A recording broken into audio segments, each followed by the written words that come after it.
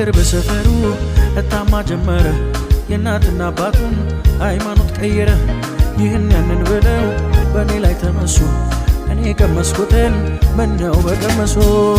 ኢየሱስ ብቸኛ አማራጭ የሌለው ወደ ሰማይ መግቢያ ብቸኛ መንገድ ነው ያዳነኝ ኢየሱስ ነው የሞተልኝ ኢየሱስ ነው በመስቀል ላይ